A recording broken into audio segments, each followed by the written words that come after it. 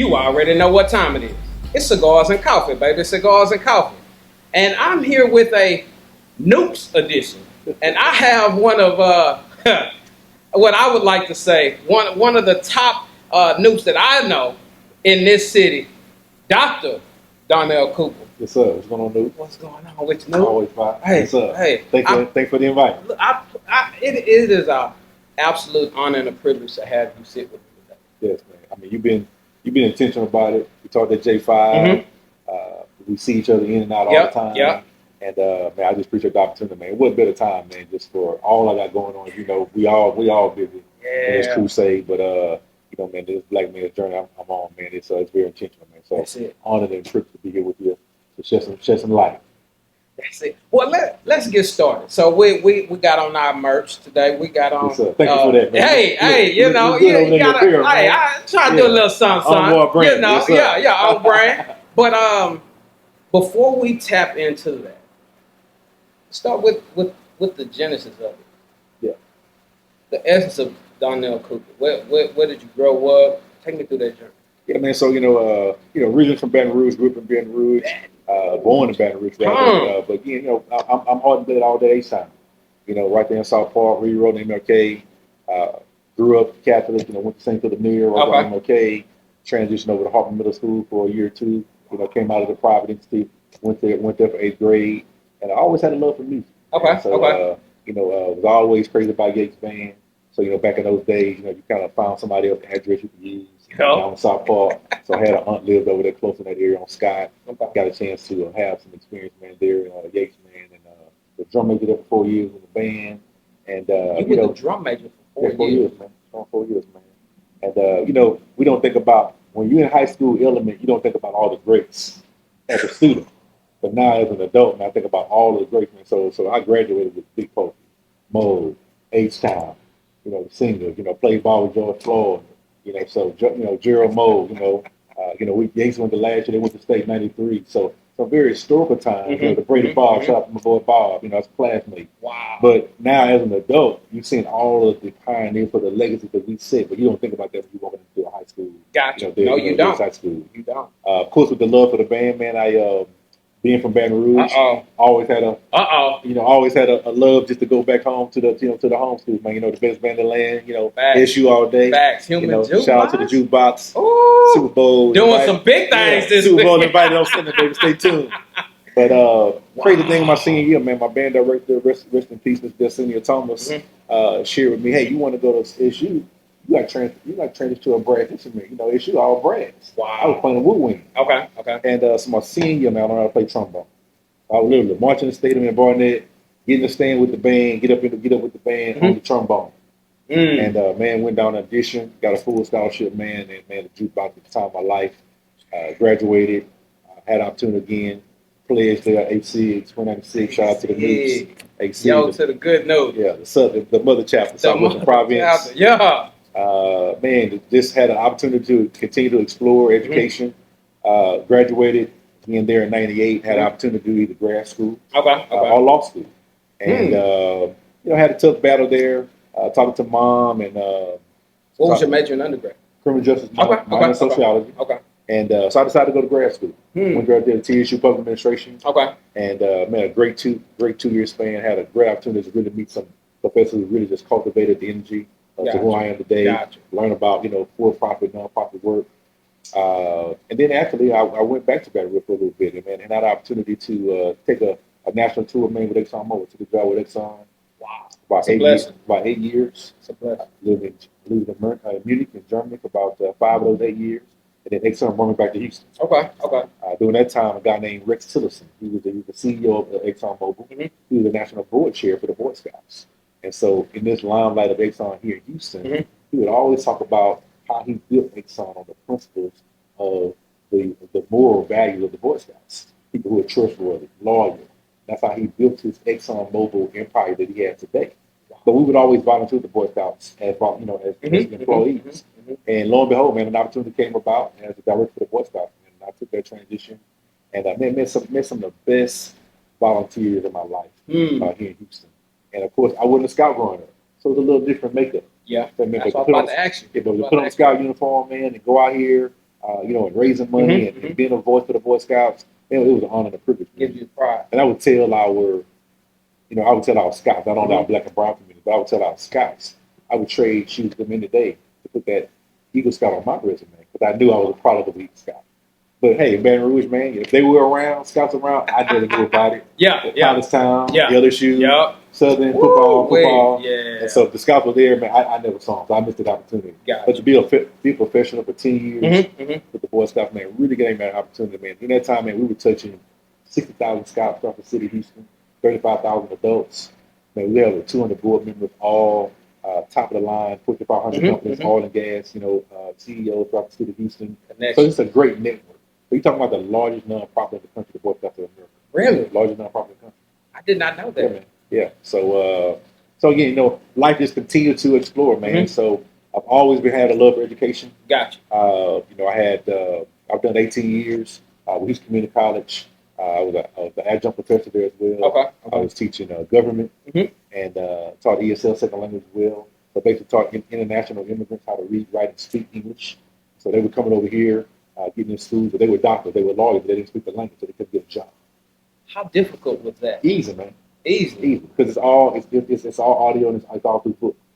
So everybody said, well, how do you teach somebody that don't speak English? And you don't speak the language. And so ESL used to be a very prominent domain for only Latino communities. Or Latino students. Gotcha. But now you got Nigeria, you got Asia. Everybody coming. Yeah, you got Pan America. And so it's just a matter of what level are your English skills at now. And they had 5 cohorts. So they had a basic all the way down to advanced. And so to be in my class, by me not being bilingual, I mean, I speak some Spanish. Right. So you had to speak a little English to be in my cohort. Gotcha. But ACC was a great opportunity for me. And then just to be able to touch that life. So my hands have always been involved in the community. So I've done nonprofit work all my life. Worked for, managed, president of different nonprofits. Shout out to the Great Eastern Frontiers, formerly known as the Northeastern Frontiers, which again was one of the largest and oldest service organizations for nonprofits throughout the country. So we have about 38 chapters throughout the country. And all of the fundraising that we do across the country is all dedicated back to scholarships. So just right here in the Houston area, we've given millions of dollars away to students right here in Harris County. And so that's for as long as you're a high school senior, you can go to a junior college or a 4-year college. We're giving them $100,000 a year. So a lot of people don't know about the MLK breakfast. That's Great Eastern Frontiers. A lot of people think that's the city. So this year, and it's always on King Day before the MLK parade. And so for years, man, we were always down to Georgia Brown. Rest in peace to the civil rights soldier, pioneer, come to shoot Jefferson Lee. She was the pedestal that allowed us to create the opportunity for us to be at the Georgia Brown. And then we slowly, after years, shipped it over to the Hilton Americas Hotel. But again, all those funds that are raised throughout the year, man, are all donated back to scholarship. So giving away $100,000 a year.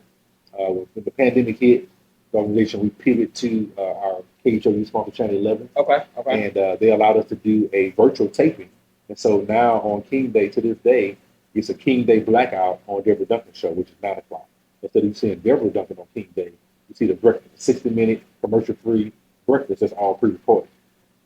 Are you serious? Yeah. So like this year, the organization. So I stepped down last year as president. The current president, her name is Dr. Novella Washington. Had a wonderful opportunity to groom her as a volunteer, and for her to walk into the footsteps and the shadows of what I was able to create in my footprint, and just to be able to have someone in your footsteps to continue the legacy going.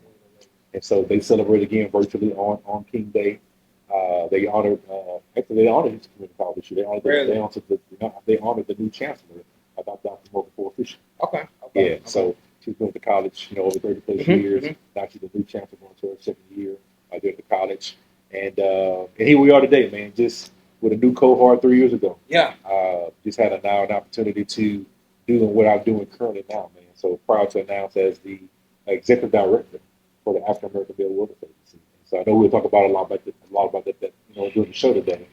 But it's to be in this journey where I am today, man, at 48 years old, get ready to make 49 in March, man, and be able to be this vessel who I am today and having this platform, man, this has been a marvelous opportunity. What I hear from all of that is a word that me and you can both relate to. Yes, sir. Chief. Chief. achievement, not only achievement, but achievement through every field of human endeavor. You know, and so I always keep that in front of me, in the footsteps. I got a son. Again, Darius. Went to Morehouse. He's blessed the platform before. Yes, sir. And I know he wanted to have that undergrad experience, but hey, the bros was not active at that time. Yeah. So he came right home, got involved, got from now. But I've always set the bar with him in regards to not walking in pop shop. Create your own legacy and this achievement opportunity.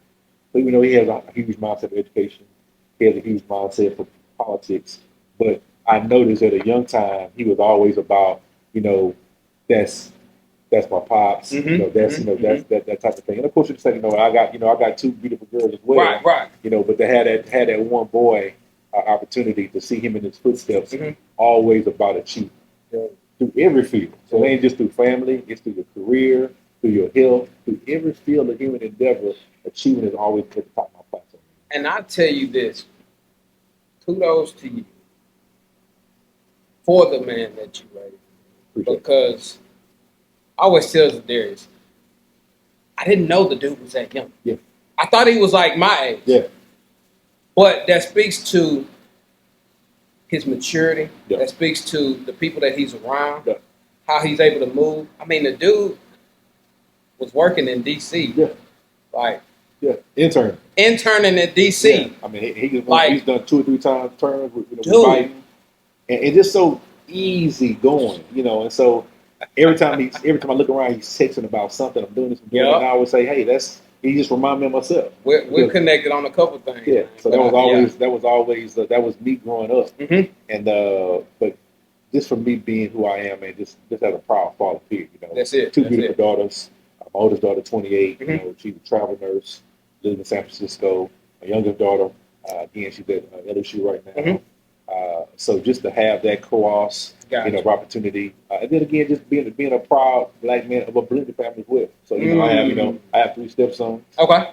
And so so always just being that vessel in a day to day. But what I've learned in that achievement opportunity loop is that you can't touch everybody. So, I've been broken before as a man. Right. I poured into some people that just didn't see the true value of who I was, took things for granted. I have outside of Darius, I got 5 young men who have called me dad, called me pops, that I've ran into just through my teaching cohort. Teaching over at the old Smiley, now in North Forest High School. Right. That have personally touched men that I've incorporated into the men of the distinction. I was in the men of distinction at high school. Incorporated that at there in North Forest. The men of distinction, that Thurgood Marshall. Yeah, man. That is crazy. Yeah. So I was a charter member at Yates High School, men of distinction. Wow. Yeah. And through that cohort at North Forest, man, I had a chance to touch some boys, man, that just had never even been out of the North Forest district, but had the opportunity to put them, get them in school, right, walk with them through college, good and bad, through their careers. And then we still keep in contact to this day. Yeah. Hey, Pop, what's going on? Hey, Pop's happy birthday. So this always has been one of a person to be able to pay it forward. But again, going back to that achievement opportunity, there's been a time in my life where I've had to pivot and pause and say, what about Coop? Because if you're constantly pouring, yeah, pouring into you. Exactly. So, can't pour from an empty cup. So I would say 2023, man, was a hard pivot for me because I've always wanted to be in politics. And I said, I'm not going to let these things stand in front of this destiny. Not my parents, not my kids, not my wife, not my job.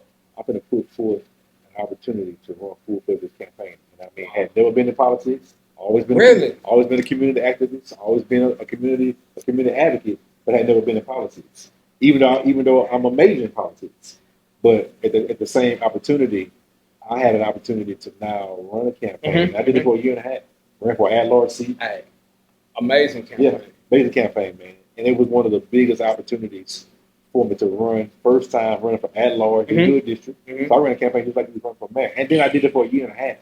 Wow. I announced on an off year.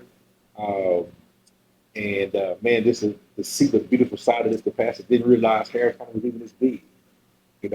But that was an intentional time for me. And so that was for you. That was for me, man. Gotcha. And you know, it was a just, you know, when you on any road and gain of trying to achievement, it was a, to this day, sometimes it's still a sewing, you know, a torn piece of element in me that I didn't win. But those mentors, those pillars around me always stopped me and paused to say, well, look what you did achieve. You put your name out there, the brand is out there now. People had the opportunity to see a quality campaign. They had a chance to see who you really were. So they knew you from the community. Yeah. But now they got a chance to see who you were on that political stage. So now, and then one of the biggest tickets on the ballot, there was 12 of us in the race. One of the biggest tickets on the ballots. And I was just really shy. I was just really short of the runoff. And we knew there was going to be a runoff. So when you, in this political element, always playing for the runoff. Wow. You know, and so I was a little short of the runoff. But after it was all said and done, to this day, when I see people who are in that room, they say, we're ready to do it again. Let us know when you're ready. You know, and so that let me know that there was an opportunity that I touched some lives when people got a chance to see me from a different light. Gotcha. And people were excited about seeing that fade and always reassuring me to don't let that loss. So think about Matt Turner lost 3 times before he became that. Congresswoman lost 3 times before she made it to the city council.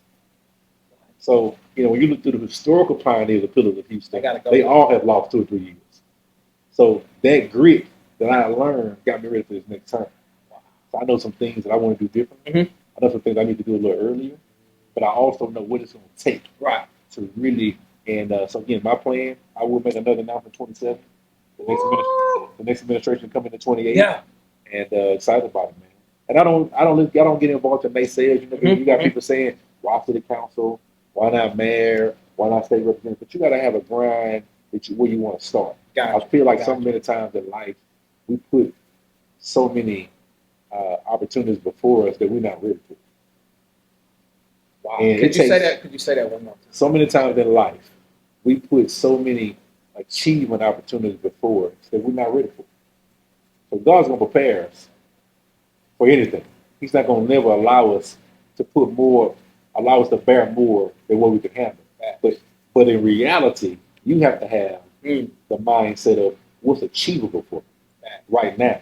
So I don't want to be in a position to say, I'm going to lose 3 times before I win because somebody else did. I did it out of experience, but I'm setting the tone now that I won't lose. God say the same in this next term.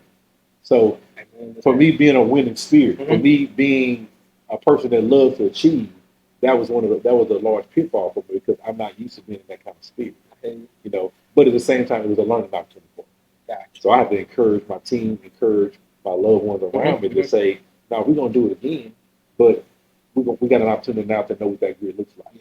And so I had a lovely, you know, opportunity to have, you know, the love of my life, my wife with me, doing that full hard, was out there championing women for me. And so it wasn't just like me coming home with the grain every day. It was sometimes she would say, hey, you give me 1 or 2 events a week, I'm there. But you got to communicate with me. That type of thing. So I was very intentional about that. And it was a good experience, man, to really see not only her but her family. You know, my wife is Dominican. And so the Dominican culture, man, is just so embracive and loving. And so to see not only her come out, but her family come out with their Cooper for Houston t-shirts on, you know, and then, you know, getting the Dominican culture involved, which is another heritage of African American culture. Untapped market. Another untapped market, man.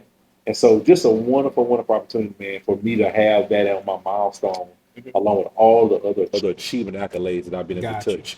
And you know, and I don't take nothing for granted, man. This is, I tell everybody every day, nobody's giving me nothing in life. I work for everything. You know, got 2 presidential lifetime achievement awards, along with many other accolades. But I've worked for that thing. I've worked for that. You know, and so being able to be here in Houston on this journey crusade that I am, I'm excited. Gotcha. And then I'm also, I use the word friends very, very lightly. I got a lot of associates, but friends. You know, my phone got numbers in here for days, but it barely ring. So the people who do call normally want something. So I got a few hand select people that, you know, we're gonna talk on a frequent basis as friends. Gotcha. You know, even with the bond. You know, I mean, so whether it be line brothers or not, you know, got some true cultivated friends I could put on one hand. but got the reach to reach anybody. Yeah. And so when you think about that legacy of what you've created, I never forget, man, D. Mars, when I was president for the Frontiers, he said, that's my guy. He said, "Cool, I've seen you recognize a lot of honorary chairs, but you got to take the opportunity in this presidency to take it a step further and build a personal rapport. After the breakfast, do they know Coop? Can they call you? Can you call them? Do you already have that direct number, or are you still going through the secretary?" And I listened to that and learned how to connect the dots. Yeah. Because it's all about relationships. Yep. When I walk into a building, people always say, I walk into a room, people always say, man, this your posture, your height. You demand attention when you walk into the room. And sometimes if you all into yourself, you'll miss that. But I stop sometimes and pause and recognize that, because I'm still humble, in my same capacity. We're on a podcast today, but I'm going around just bragging about people, what I'm doing and what I've accomplished, because some people get turned off by that. You're right. So I humble myself. Yeah. And dress for occasion, making sure that when I'm going to certain events, I'm always into about where I'm going, who's going to be there, and making sure that I'm able to blend in. Yeah. But at the same time, I do want to stand out. I don't want to be in the mixture of everybody. So, I ain't got to be here on Alameda every Saturday. Right. Someday I want to explore to see what some other parts of the city look like. And I can go and put my own culture, my brand, and say, wait, what part of town you in? You're from, having that casual conversation, trying to make sure that I always have a blended mix. Gotcha. It's important. Of a circle, One of my mentors at Centerpoint said the exact same thing. He said, man, it's cool to have your allies. Yeah. People who look like you. Yeah. And your allies are going to speak your name in rooms that you're not in. Yeah. But you need to create allies, that people who don't look like you. Yeah. Because how many times are the people who do look like you going to be at that room? That's right. So like you say, getting a blended. Right. Yeah, that. The next thing, you said AC. Yes, sir. Wow. Yeah. Getting ready to celebrate 90 years. Ooh. So, played baseball at Southern University. Yes, sir. Some of my best friends are AC. AC. One wrote my letter, Ron Tucker. Yeah. Yeah. Yeah. So when I tell you that that chapter, it showed me I want to be like that. Yes, sir. I want to be like that. Yeah.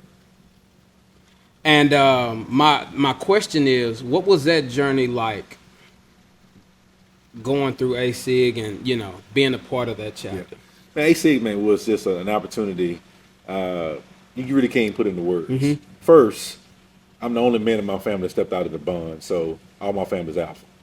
Really? My dad's not Greek, but all my uncles, everybody's Alpha from SU. So for me, all my family's going to SU. You rewrote the history so I rewrote books. the history book. I looked at it for as my younger days. Mm-hmm. Who was I? I looked at men of distinction. I looked at the culture that was poured into me, the brand of the younger age, and I just didn't see no other divine nine in my circle, in my eyesight. But I didn't even hesitate. When I got to the campus, I knew what I wanted to do. Really? So hey, I had the satchel bag. Yeah. I had to look. So it was just a matter of, hey, who I need to bond with in order to have that opportunity. Gotcha. And ended up just finding the right guy, the right network. And man, that 9-6 line, man, we had a designated line, man. It just, I can try to run this country, man, and mentor some of my line brothers, and they say, "Oh, Sherman Root, your line brother, Godfather." Yeah. I mean, Sherm, man, he's been the DP for 12, 15 lines. Wow. Since our time. So, but the ASIC experience, man, just to be around cultivated brothers with style, class, all about achieving above board at any capacity. Facts. The brotherly love, the bond, just the perception of how we were able to carry ourselves on campus. I mean, brothers wearing suits every day, shirts, ties, Pretty not going nowhere but to class. To class. But that's some stuff you probably see on TV. Dude. So to be in a college environment, just to say, hey, you dressing clean, bow tie, got your shoes shine. Yeah. On a weekly basis, that atmosphere, you don't see that at the average HBCU. No. And you didn't have no divine purpose about nothing was going on. It just, I'm getting clean today. Class. Getting clean today. Just because. Suspenders, so socks. Yeah. So AC cultivated the person I am today. Wow. You know, so I'm proud everywhere I go. Mm-hmm. And when I go into the room, Houston alumni, Mo City, Katy, Tri-City. When I go in and say PML, AC, gotta say PML. Gotta say PML. But I'm saying when I walk in the room, and you say AC, that's a different culture. Facts. I don't care when you play. Fact. 21st century Nupe, you 70s, 80s, 90s. When you say AC, say okay, the mothership. Mothership. Facts. And it also sets the tone about who you are as a person, because ain't anybody coming through AC.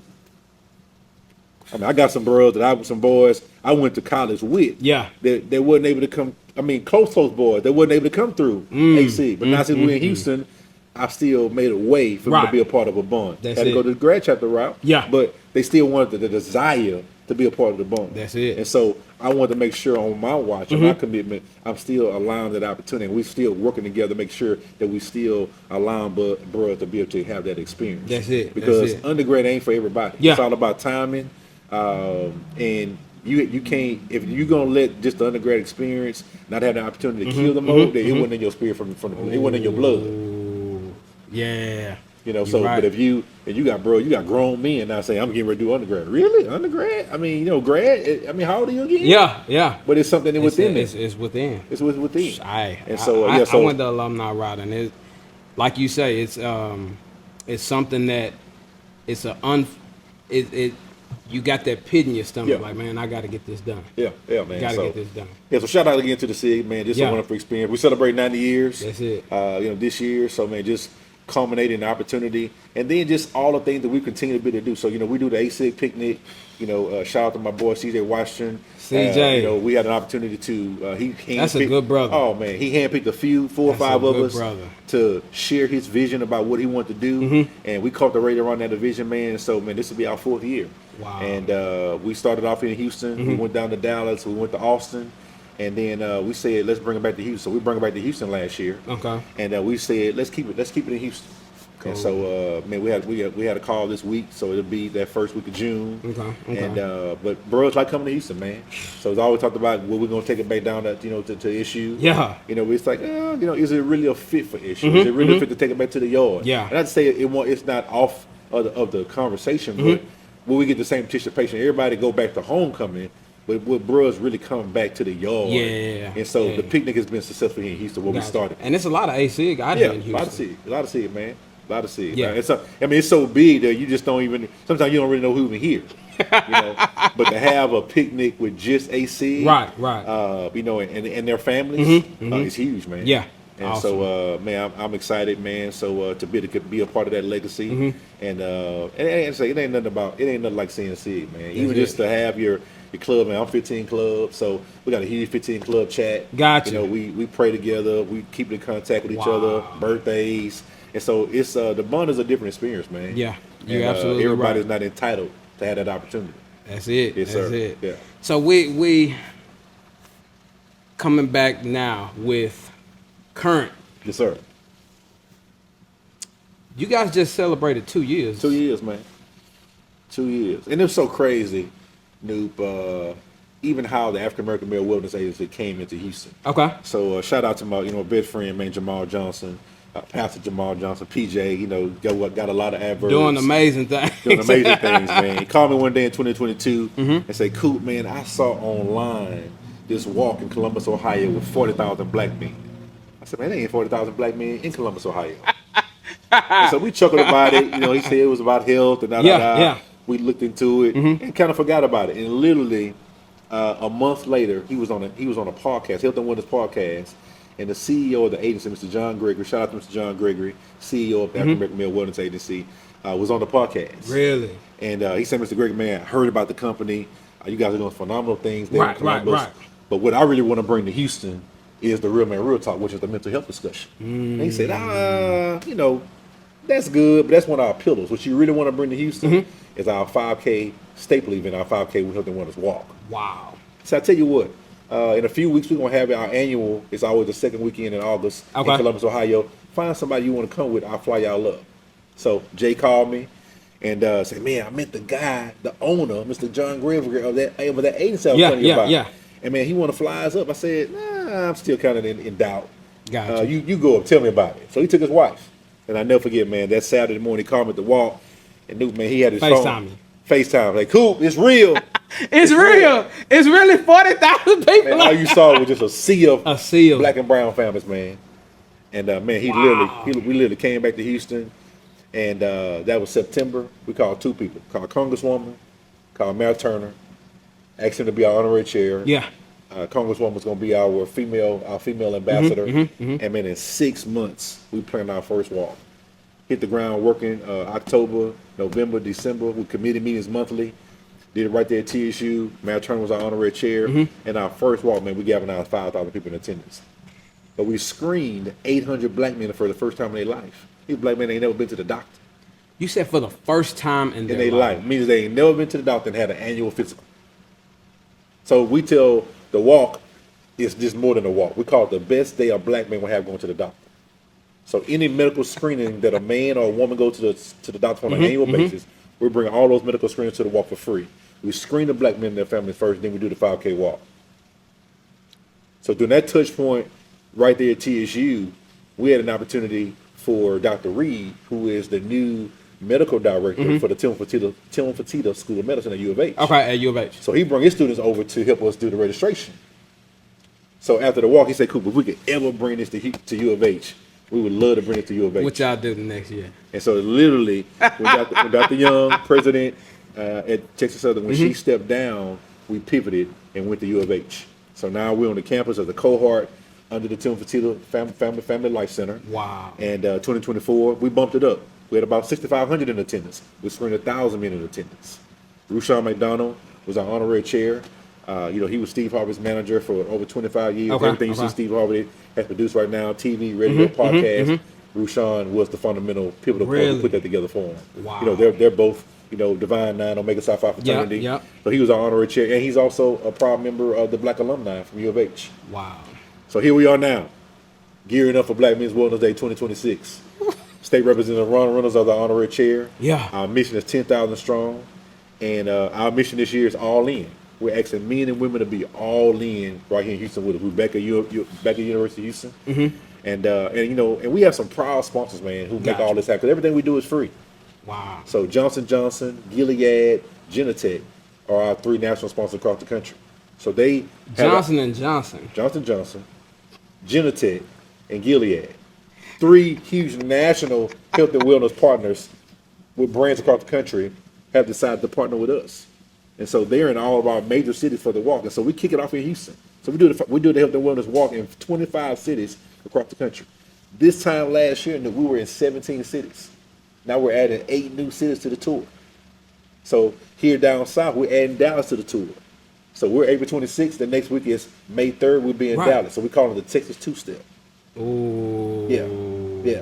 So my boy Vincent, he's a coordinator there in Dallas. He used to run our walk there in Seattle. Okay. He got married, moved to Dallas, so got some strong roots there. Yeah. He got a good base there, and man, we're so excited about this Black Men's Wellness Tour. Wow. But just to be intentional for me, so this not work for me because I'm every day being a vessel for my own health. Got you. 100% vegan, don't drink, don't smoke, work out thoroughly. It's a 5 mile. 5 miles a day. I'm running or walking.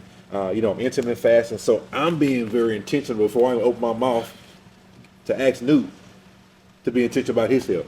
Can't ask you to do nothing I'm not doing. Lead by example. Right. And I'm not out trying to carve anybody to be vegan or anything. It's work for Coop. In the first 90 days from January to March, I had lost 25 pounds. I hadn't accomplished that with no trainer of all the money I've invested. So that motivated me. What could I do differently to keep going? And slowly just started modifying some things, but got off my blood pressure medicine. Wow. Started meal prepping. Yeah. And so I just started doing some very intentional things. So now, again, I'm from Baton Rouge. So Yeah. I done gave up gumbo, shrimp et touffee, bits, crawfish. Yeah. But it wasn't hard because I was in love with it, but I was also in love with Coop. So I go back to my earlier statement. It came to a time in my life where I needed to be intentional for Coop. And being intentional for Coop also related to my health. Wow. And so I never forget, man, I was taking a diuretic blood pressure pill that, man, on my way to work, I would stop 7 times to go to the bathroom. Because that diuretic was just flushing your system all day. I told my doctor, this is uncomfortable. So that one pill turned into 5 pills. going down towards the generic version. So now mentally I'm saying to myself, here I am in my 30s taking 5 pills a day. Who's doing that at 30 years old? Nah, devil is a lie. I'm gonna beat this. Wow. So when I was doctor, how you doing? How you taking medicine? Nope. You not taking any of it? Nah, I might take one every now and then. Yeah. But even a doctor, you got to be finding the right doctor that's gonna believe in you, because doctors feel like they got the last call. But my Heavenly Father got the last call. Amen. So I never forget. I went into the doctor one day and she said, "What are you doing? You okay?" I said, "I'm fine. What's going on?" So your numbers look good. Your numbers are like night and day. What did you do different? I say, "I'm meal prep. Keep doing it." But why you didn't tell me to meal prep? Because they want to keep you in the system, huh? They keep it in the system. So I started meal prepping, and so I saw those numbers come way down just by being intentional about what I put in my body. And even in this vegan life, I've had some experiences because I'm excited about going out finding all the restaurants, all the vegan spots. But then I went to the doctor and said, "Man, your cholesterol high." I said, "Cholesterol high? I'm vegan." But she said, "But first thing she said, are you meal prepping?" I said, "No, I'm eating now." She said, "But the vegan spots you're eating at, you don't know what sodium, what salt they put in their food." So I was like, "Wow." Yeah, I don't even think everybody I'm patronizing, they all good. They doing it, And again, it's intentional food, but how they're prepping it is what I didn't know. So it was the educational moment for me. So I backed away from being so intentional about going out trying out new things. So I got a little routine of people that I do support in that vegan limelight. But I know what it is, and I know what's in my body. And so the intermittent fasting helps me, because now I'm not focused on what I'm eating for breakfast, lunch, and dinner. I'm focused on one good meal, and then maybe some healthy snacks along the way. And so that's helping me keep the weight down, not being bloated. And intermittent fast don't work for everybody. Some people just do it for 30 days. They're doing it at the church. I do it Monday through Friday, but I'm doing it for cool. And everybody can't do that. And I had to get my body there. I never forget. Again, my partner Jamel, he been vegan for 5 years. So I always say, "Man, how you intermittent fasting? Man, my head is killing me at 12 noon." At 12 noon, yeah. He said, "Cool, you got to drink some more water. You ain't drinking enough water." I said, "What you mean you drink enough water?" He said, "Add about 3 or 4 more bottles of water to your regimen. That's going to change." And I mean, within a heartbeat. 12 noon, turn into 4 o'clock. Chilling, ain't hungry, nothing.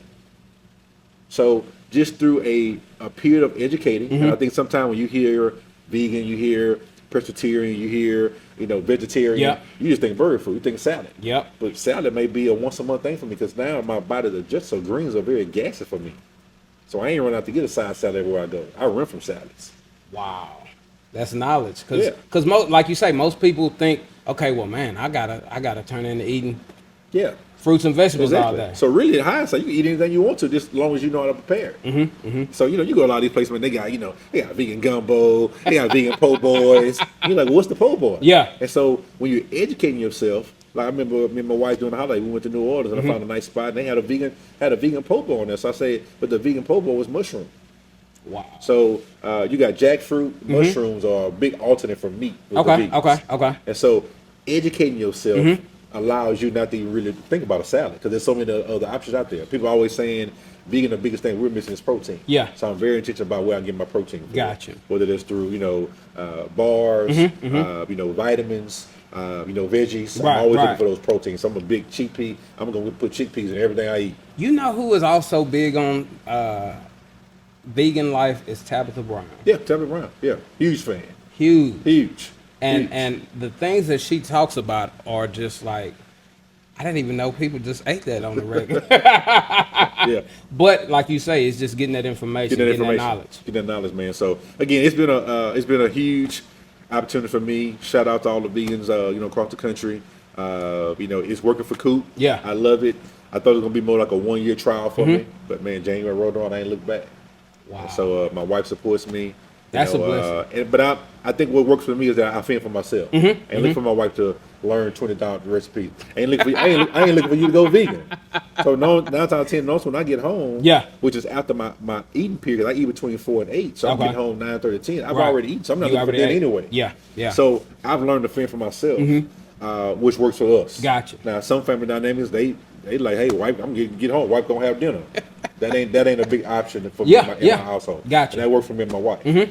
And so, but this health and wellness lifestyle, and this journey that I'm on as a Crusader executive director, has made it even just an enjoyable moment. Not only here in Houston, but just to be able to get on a plane. So everywhere I go, I'm brand. I'm head, I'm shirt, whatever I'm going. And it's a conversation like, man, I can remember, what is that? It's a conversation everywhere you go. Sitting on the trolley, sitting on the airport, layover. Yeah. It's a conversation everywhere you go. That's it. And so now, I can go and throw on a blazer. So, I don't put on a shirt and tie often now because this is my shirt and tie. I throw on my blazer, throw on my suit, and I got my paraphernalia. Yeah, So I'm in the meet greatest partnership where we're going. On brand. But I'm branded. And so what better way to be passionate about something about a vessel if you're gonna sugarcoat it. That's it. So I'm all about Black men's wellness and how do we continue the notion of empowering men to know their numbers. I'll never forget in 2023, a man was at the wall, came for the first time. He says, "Thank you, Brother Cooper, for bringing this to Houston." Because what I found out today is I gotta have more information on my phone about my car when I change my tires, when I change my oil, but nothing in my phone intentional about my body. It's a powerful statement. I'll repeat that again. He was able to be willing to be recorded to say he had more information in his phone on his car, which most men do, but nothing on his body. He said, but I'm leaving your event today knowing my numbers and knowing where I am, and not just know my numbers, but educate them about what is my numbers. Some people say, man, they told me I got high blood pressure. What is it? Yeah. Is it the top number? Is it the bottom number? Because all that means something. Right, so now you need to educate yourself on what is blood pressure and how are my numbers elevated. And then you walk back to your lifestyle to say, either tied back to sleep, not enough rest, it's tied back to nutrition, it's tied back to family traits of high blood pressure, generational. Or what am I putting in my body that's elevating that blood pressure? Gotcha. So now you got to go do the deeper dive research. And I think that's where we get so comfortable as people, especially as Black men, is that we keep CVS and Walgreens pharmacy in business because we feel like I can go pharmacy and it's coming down. But all medicine has an ulterior motive. All medicine has some type of advocating back result. Whether it's your stamina, whether it's your sex life, whether it's your energy, whatever the case may be. And so you got to now think about, do I want to continue to put that in my body? Because here you are living one healthy lifestyle. But then you also putting a bunch of unformulated, non-organic medicine in your body as well.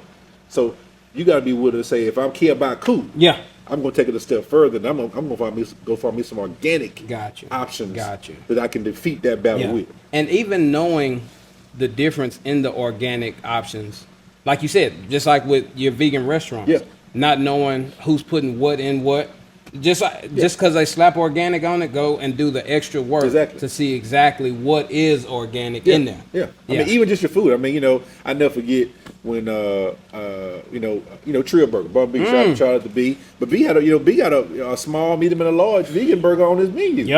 And people down there at the beginning say that ain't no vegan food. So, but he thought about a healthy option. He thought about those that say, who's gonna come into my establishment and looking for a healthy option. Everybody ain't thinking that way.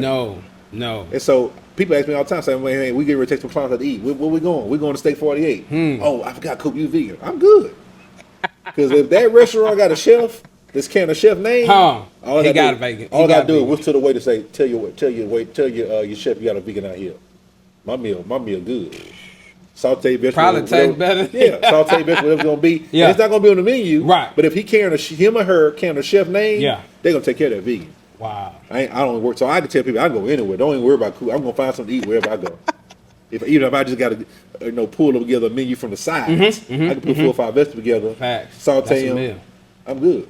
Yeah, so it's been a good crusade for me, man. So just so excited that we were able to connect and be able to share with today's audience, man, about just some things what we're doing. And I'm hoping that today's Mentors, man, travels in regard to just being open-minded. Me and nephew Tommy, shout out to the Nupes. He's our honorary ambassador for Black Men's Wellness Day this year. And so we what ran better way. And so he had a huge health scare just a couple of years ago. And so we ran 3 miles yesterday, did some content, kept some content out in Memorial Park yesterday. And one thing he talked about was Black men, we don't listen to our bodies. If I wake up in the morning and, my back is hurting, I'm going to call you first to say, man, didn't you tell me a couple weeks ago your back was down? What did you take? Instead of me finding an opportunity to do it the right way or going to the doctor, we found out about an opportunity to do something different. So, excited about being in this journey, man, and excited about State Representative Ron Reynolds been an honorary chair for that day, but they have an honorary ambassador for the walk. Wow. That's gonna be huge, man. So he shout out to the Divine Nine, charging the Divine Nine to come out, engaging our black men and our fathers and our dads, our brothers to come out to be with us. So we want to engage today's audience who've listened today. That's it. Mark the calendar, April 26th. Join us at University of Houston, 7 a.m. Black Men's Wellness Day. Wow. Again, shout out to the African American Male Wellness Agents across the country. That's it. Well, where can they find you? So again, follow us on social media, on all social media platforms at AAMWA Houston, AAMWA Houston, African American Male Wellness Agency. Again, you can follow me personally. I am Dr. Cooper. So again, shout out to all the doctors out there in the lifestyle. Yeah, and congratulations on this new doctor that I got sitting next to me. Appreciate it, man. It's an honor to be able to be amongst the many. That's the it. many chosen few. That's it. But not taking it to the head, but elevating to the plan. And so some people get caught up on the titles, but I'm just appreciative to have that as a limelight of my legacy of what I want to leave behind. So, Got you. But now I'm just trying to transition of how do I utilize that platform to elevate to the next level. Yes, sir. Gotcha. Yeah. Want to highlight our sponsors right now. We have Day 6 Coffee, which is a black-owned coffee shop right in downtown Houston. Yes, sir. So if you're ever in downtown Houston, go tap in with them. They have amazing coffee, amazing pastries as well. I know we're on the wellness, but shout out to them. Thank you for being our sponsor. Also, as you can see, we're at the Den today. They're sponsoring this beautiful establishment with great cigars as well. So definitely want to shout out our sponsors. Dr. Cooper, I really appreciate this conversation. Thank you for the opportunity. I really Let's do appreciate it again. Hey, yes, sir. Look, let's do it. Yes, sir. And we'll see y'all April 26th. Yes, sir. That's it. Well, this is D McKnight. Cigars and Coffee. Y'all be blessed. Peace.